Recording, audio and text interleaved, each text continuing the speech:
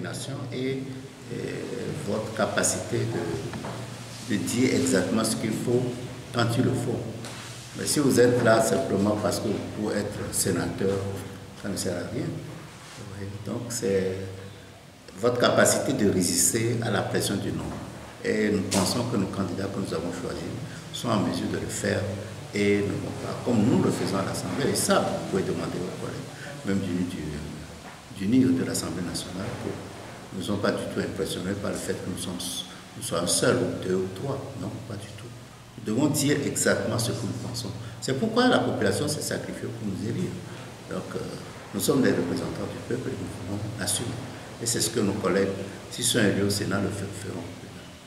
Face à la manière de conseillers municipaux et régionaux unis, est-il sûr de sortir la tête? Non, c'est sûr. Vous voyez pourquoi nous avons présenté seulement deux candidats dans deux préfectures, c'est tout, Tandioré et Daï. C'est parce que là, à Daï, nous avons plus de conseillers que UNIR, c'est ça. Et à Tandioré, la différence n'est pas élevée. Ils ont plus de conseillers, mais la différence n'est pas élevée. Donc nous devons travailler. Il est possible que nous puissions avoir des gens élus par des élections transparentes. Et là, vous serez des sénateurs nommés élus, conseiller élu. Maintenant, conseiller élu est nommé. Ça, c'est un autre cas. En principe, les sénateurs nommés, c'est un autre cas parce que le président doit nommer le tiers, 19 je crois. Bon. Généralement, ce qui se fait, on nomme des personnalités, des gens qui sont relativement neutres, qui sont capables, neutres et qui sont suffisamment expérimentés pour apporter quelque chose au pays. Ce ne sont pas des gens de parti, etc. Bon, si ça peut se faire, mais malheureusement, dans les jeunes républiques comme les nôtres, la probabilité que le président, qui a la possibilité de nommer, fasse ça est très faible. Donc, généralement, il va nommer les gens du NIR. Vous avez vu d'ailleurs la décoration la dernière fois, ce n'est que des partisans du NIR. C'est vraiment dommage.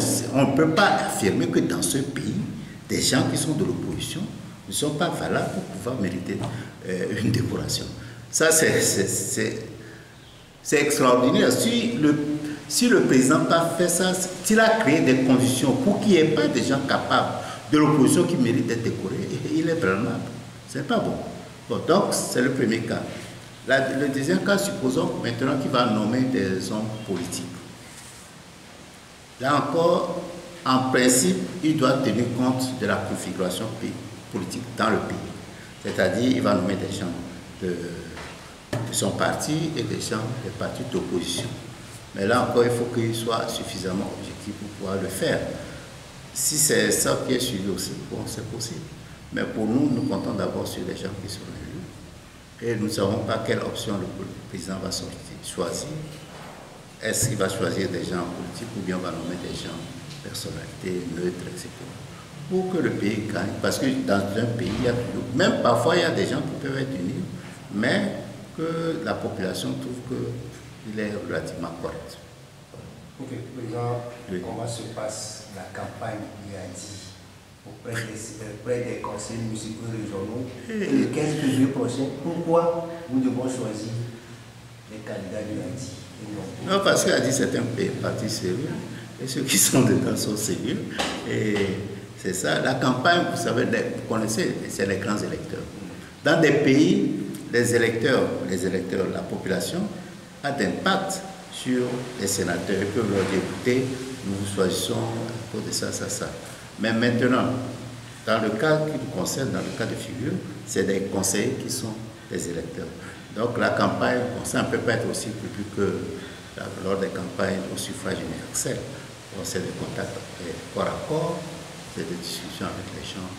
On fera des campagnes, mais l'important c'est le corps à corps. Monsieur le Président, comment vous arrivez à convaincre ces électeurs, donc les conseillers municipaux et les conseillers régionaux? Il y en a d'autres qui ne participent pas à ces élections. Les partis ne participent pas. Comment vous arrivez à les convaincre? Bon, d'abord, là où nous avons des conseillers, il y a très peu de conseillers. Là où nous avons des candidats, il y a très peu de conseillers. des partis qui ne veulent pas participer. Ça, le premier point. Le deuxième point, nous contactons tous les conseils, même s'ils en sont. C'est pour leur dire d'abord de connaître le parti. Ils connaissent le parti politique, ils connaissent les candidats que nous proposons et notre programme, je crois que c'est par là que nous passons pour les convaincre. Nous sommes suffisamment crédibles pour les attirer. Il y en a d'autres que nous attendons qu'il y en a d'autres qui convaincent les gens avec les sacs du riz. À votre niveau, c'est la même chose. Nous n'avons pas l'argent. Nous pensons. Oui. La même commune demain, nommez pas le chef d'État sénateur. Vous y rêvez? Non, pas du tout. Je suis député, ça me suffit. Et si on vous nomme? Non, si. Non, non, non. Non. Je suis député, ça suffit. Le rôle des députés, c'est très important. Ouais. C'est très important. Donc l'offre là, hein? C'est chaos. Et dans l'os. Merci beaucoup, Président. Merci.